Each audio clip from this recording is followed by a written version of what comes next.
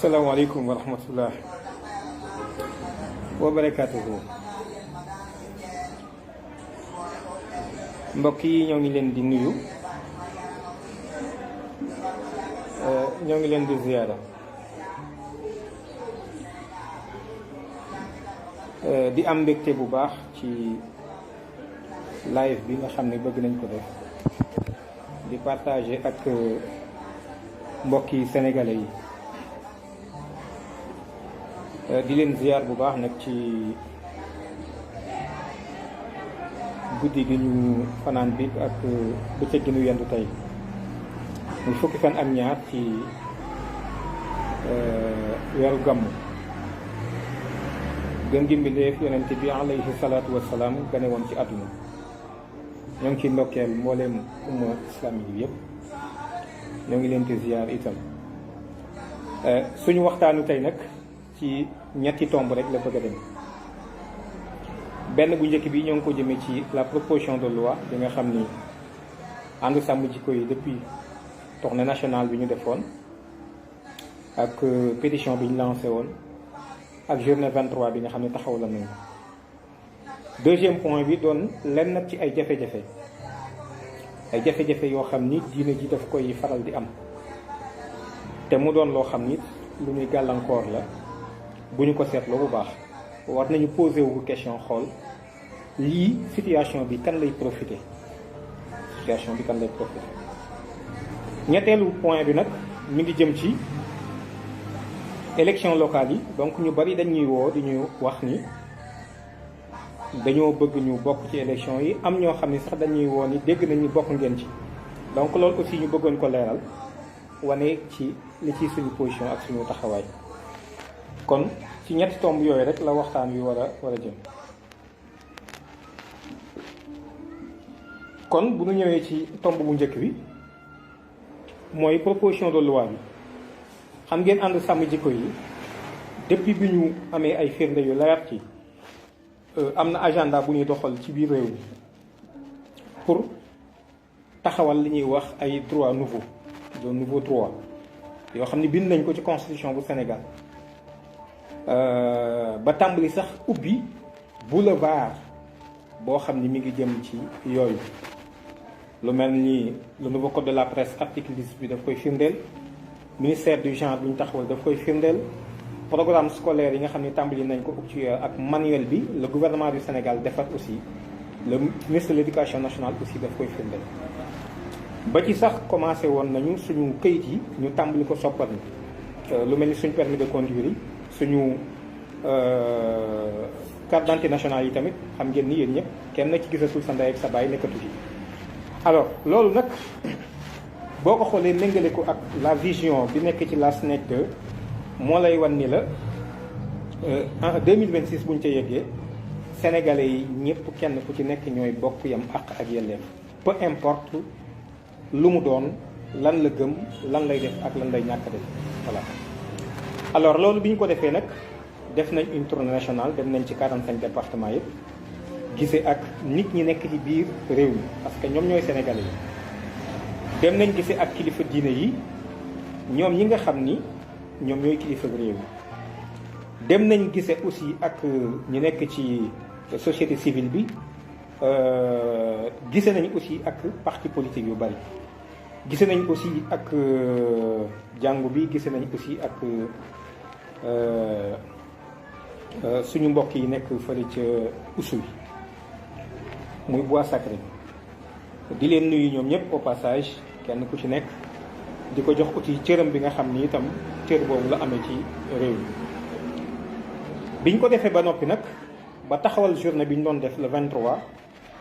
gis ngeen ni massivement pour la première fois Sénégal gépp 45 départements yëpp taxawal nañu journée boobu. c'est une première, mosul am Sénégal loolu. deuxièmement yi tamit gis nañ l'adhésion de tous les chefs religieux, xalif généraux yëpp engagé wu nañ ci. loolu tamit yombul waaye gis nañ ni yemul ci loolu en association islamique yi, gis nañ ni ay syndicalistes yi,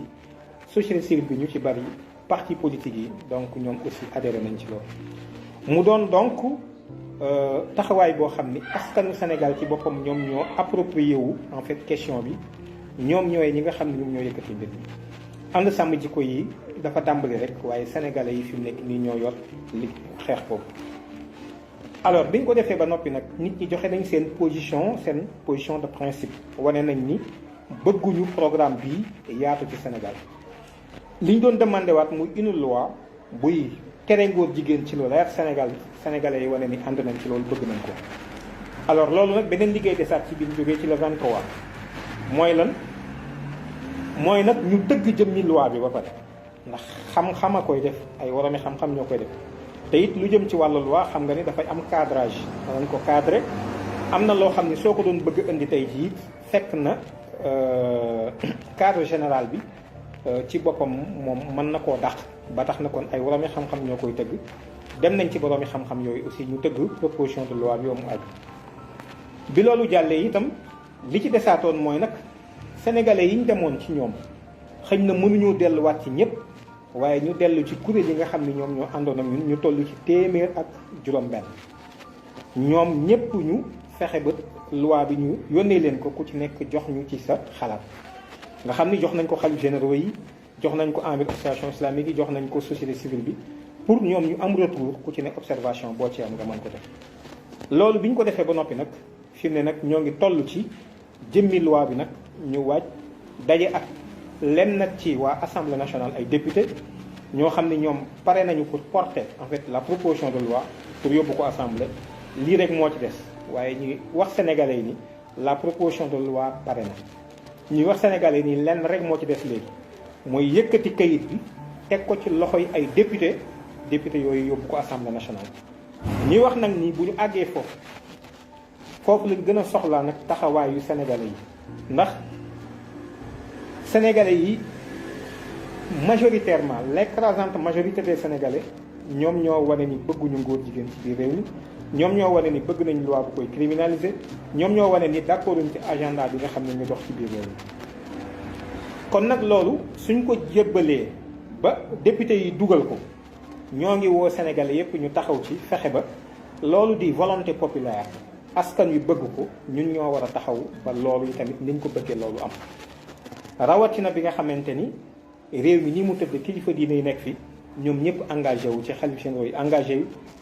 envers association islamique yi engagé wu. kon nag yaakaar naa ni mën nañu wax ni l'ensemble des musulmans du Sénégal ñoom ñëpp engagé wu nañu ci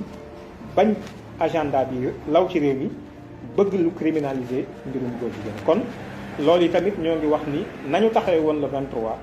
taxawaay bu ko raw lañu war a taxaw ngir li ñu bëgg ñun ñu am ñu respecter la volonté populaire. loolu moom mooy kon tomb bu njëkk bi ngeen xam ni kon pare nañ ci dem jox ko député yi rek moo ci des ñoo ngi waxtaan ak ñoom te ñoo nekk ñoom xam naa ci waajtaayu confection ay liste ak yooyu ndax ñoom ñëpp ñoo ngi ci langue politique yi. kon fii ak xëy na semaine bi ñu jëm wala ba ca topp incha allah danañ mën a am ndaje moo xam ni da ngeen ko yëg ñu daje ak ñoom jébbal leen loi bi xam bis bi ñu ko yóbbu yi tamit su ko defee ñu informer sénégalais yi ci taxawaay bi ci war a am incha allahu rabbi. donc loolu moom mooy tomb bi njëkk. ñaareelu tomb bi nag mooy moom laay mujjee sax inversé ko ngeen baal ma ci ni ma ko annoncé woon. damay njëkk a dugal ñetteelu tomb bi ba noppi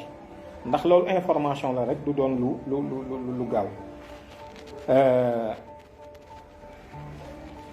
maa ngi gis léegi benn question ñu wax ni l'église effectivement église bi aussi contacté nañ leen waxtaan nañ ci ak ñoom waaye ñoom boo gisee li ñu wax ci seen ndaje bu mujj bi ñu def rek mooy ñoom duñu àtte duñu àtte te loolu tamit il faudrait que ñu nangul leen ko respecter leen ko donte nag préciser nañ aussi ni mbir moomu moom ànd ñu ci d'accord ñu ci donc loolu yaakaar naa ne leer na nañ véritablement. alors kon troisième point bi mi ngi jëmoon ci élection locale yi dafa bari trop ñoo xam ni ñoo ngi ñuy contacter nii léegi ñun dañoo war a dugg ci élection yi locales yi war a laaj ay maires yi am na ñoo xam ni sax dañuy wax ni ñoo ngi dégg ni ànd sàmm jikko yi bokk na ci ba ni ñun ñooy doon la troisième voie waaye loolu nag ma bëggoon a leeral sénégalais yi ni ñun bokkuñu ci élection locale yi am na benn kuréel boo xam ni moom la ñuy wax la troisième voie muy sàmm jikko yi jàmmoo am na lu ci tege donc damay bañ a jaxase nga xam ni Amsatou Sow Sidibé moo ko jiite maa ngi koy nuyu au passage donc ku mel ni imam Wali Seck bokk na ci d'ailleurs moom moo defoon link bi boole ñu ak ñoom bi ñuy proposé seen troisième voie boobu donc vraiment ñoom ñu leen di encourager ñoo ngi leen di ndokkeel aussi ci seen taxawaay vraiment di leen ñaanal aussi borom bi yombalal leen noonu tamit lan koy ñaanale mbooleem coalition yi nga xam ne taxaw na ñépp ci langue politique gi fi mu ne di laaj sénégalais yi seen confiance pour ñu toppatoo leen seen ay gox waaye ñun li ñu bëgg a wax rek mooy ànd sàmm jikko yi bokkul ci élection yi locales yi ànd sàmm ji yi bokku ci nii bokku ci neneen engagé wul benn waaye tamit jàppalewul benn coalition coalisé wul ak kenn àndul ak kenn ànd sàmm jikko yi ñun ñoo ngi ci suñ proposition de loi bi ñoo ngi ci liggéey bi nga xam ne moom la ñu sumboon donc bokkuñu ci élection locale yi képp koo xam ne nag bokk nga ci ànd sàmm jikko yi libre nga ci boo gisee nit koo xam ne doy na la kooka bu ngeen waxtaanee ba juboo nga ànd ak moom ci sa turu bopp waaye du doon turu ànd sàmm jikko yi du doon sur le plan national du doon sur le plan local kon loolu yaakaar naa ni leer na ma ñëw kon ci deuxième point bi nga xam ni dama wax ni moom laay mujjee mu jëm ci lenn nag ci ay jafe-jafe yoo xam ni dafay am ci diine ji vraiment muy loo xam ni lu doy waar la lu metti la te bu ñu ko xoolee ba ci biir war nañu seet ndax lii di faral di am kan la profité man question boobu bëggoon naa yéen ñëpp ngeen xool ko ndax ay boroomi xam-xam ngi ci yéen ay boroomi xel yu sell mi ngi ci yéen lii di am jafeñ-jafeñ tiraillement xiiroo ŋaayoo bi am ci biir l'islam te ay jullit di ko seq ak loolu kan lay profité ndax lu am lu nekk la ko indi moo ci ëpp solo te dañ ko ñuy faral di bàyyi lii di am na lu ko indi alors lii kan la profité may wax ni fan yii dégg nañ ay coow yoo xam ni am na vraiment li may ñaar ñi ko seq ñëpp ndax fii waxtaanu mbedd la dafa am wax ji fu mu mën a yem am na foo xam ne mënuma faa àgg waaye li ñuy ñaan ñaar ñëpp rek mooy képp koo xam ni dangaa jóg ni da ngay wax ci diine da ngay def daxwa googu na nga xam ni da nga koo war a fexe ba def ci xikma sagesse bu ñu xoolee même le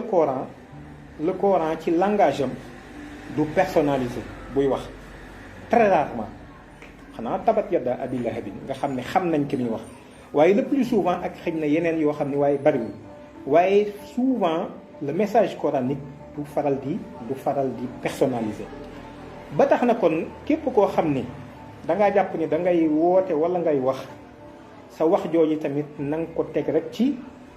cadre lu yàlla wax lu yonentam wax te yi tamit nga defe ko ci sagesse loolu dafa am solo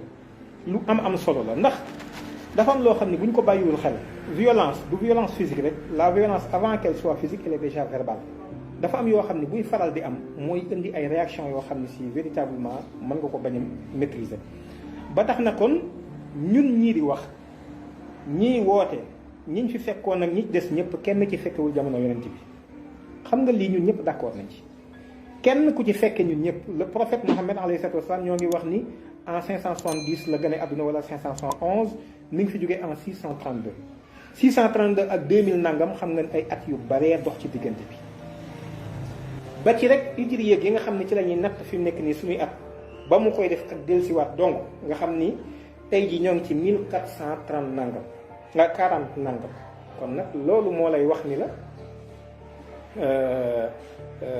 waaw 1430 nangam bu fekkee jumu 1434 bu fekkente ni bu ma jumu la bu fekkente ni nag loolu seetlu nañ ko danañ gis ni suñ digganteeg moom sori na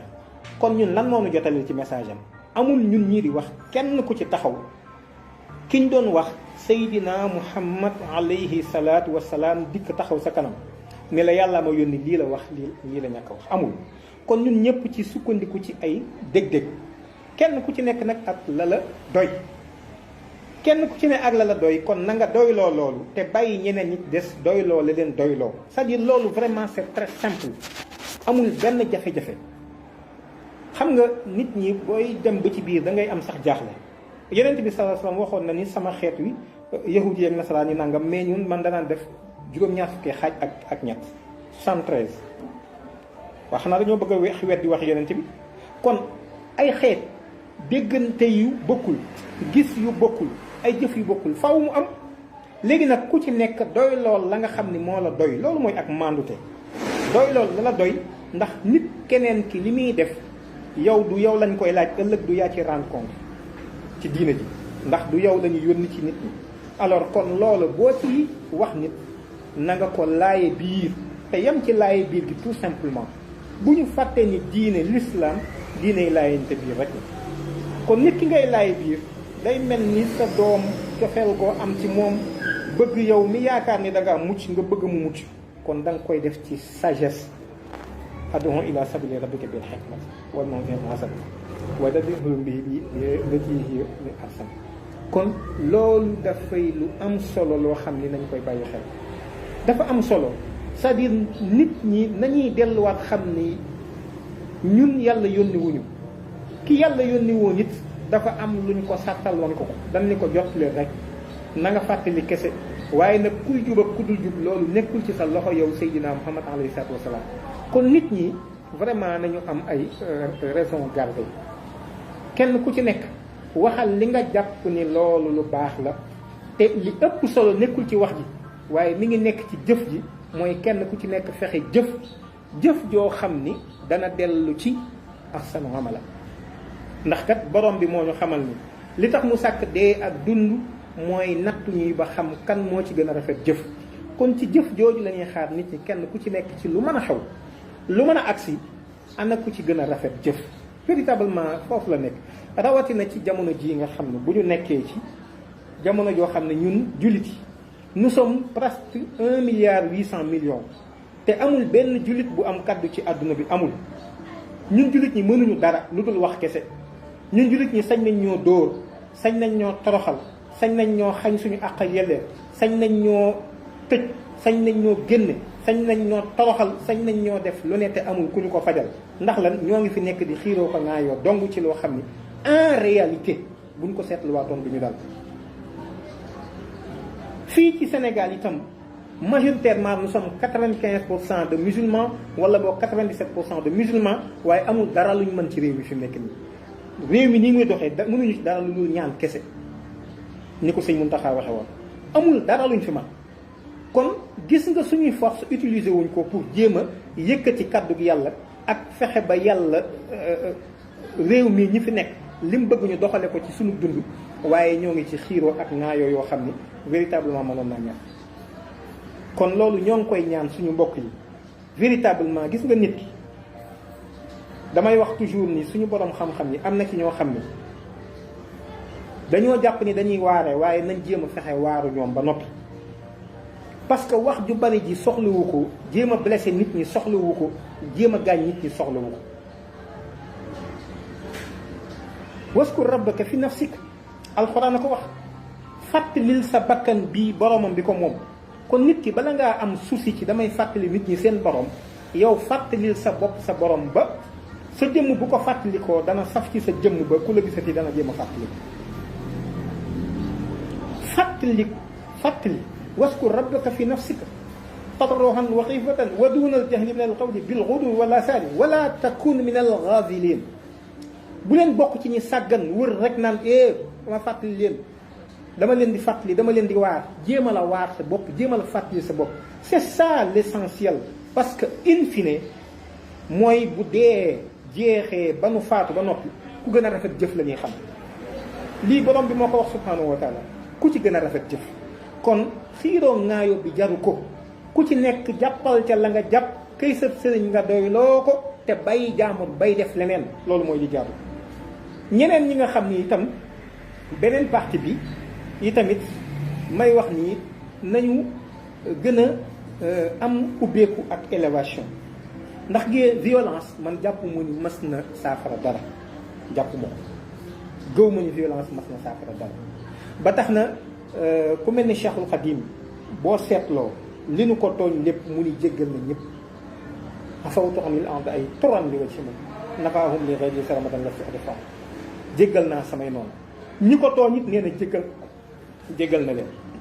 kon nag yaakaar naa ni actuellement ñun war nañu nekk ci beneen dynamique boo xam ni boot ndax bu ñu seetluwaatee ni xadimu rasulillahi c'est celui qui est au service perpétuel du prophète Mohammed alayhi salaatu wa salaam. kon boo nee bokk naa ci ñoom yow yaa ngi war a nekk ci service su jullit yépp njabootu yonent bi yépp jotu confrontation ak ñoom sax doo ko am su fekkee xam nañ luy xaadim rasulillahi laa wax. Sëriñ Touba kenn mënu koo gàttal Sëriñ Touba kenn mënu koo tuumaal Sëriñ Touba kenn mënta wàcce dara jàmm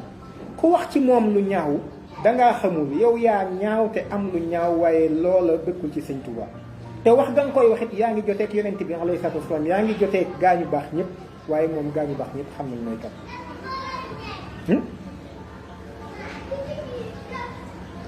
alimtu yaqinan anna mawlaaya kaana lii wa anna al muqafa man xalaat ya yardahu la wax biraazu man baarazani biraazu man yubarisul muntaqiman baariza man iza talabtu min ilahi jalaba wa in saratu bi ilahi salaba kon kooku vraiment mbiram sotti na sotti goo xam ni li mu wax kañ ci perspective ci lañu war a nekk ba nga xam ne fu ñu fekk ñun ñoo ngi ci le service boobu ki yàlla yónni ci ñëpp ñu nekk ñun ci service am mooy jariñ njabootu yonent bi alayhi salaatu wasalaam ak jariñ tamit l'humanité toute entière parce que yonent bi ci humanité bépp lañ ko yónni moo tax sëriñ bi buy ñaan day ñaan bay ñaanale moo leen humanité bi yëpp mbindeef yëpp man daal lii laa jàpp ni il faudrait que nit ñi bàyyi xel ni lu mu mën a doon jàmm te wuteeg jàmm ko gën lii ku ko wet demal ci barab yi nga xam ni am nañu guerre Saddam Hussein ba mu jugee di attaqué Koweït ba am ñu mu laaj seen fa ñooñu jox ko fa vert fekk na piégé nañ ko waaye ba mu ca duggee la mu ko jural mooy bakkanam moom ca la mujj des doonte amul ca yoon bu njëkk waaye ñaareel yoon ba ca la am boo demee Rwanda gi gis nga ni la fa dee ci nit plus de 500,000 personnes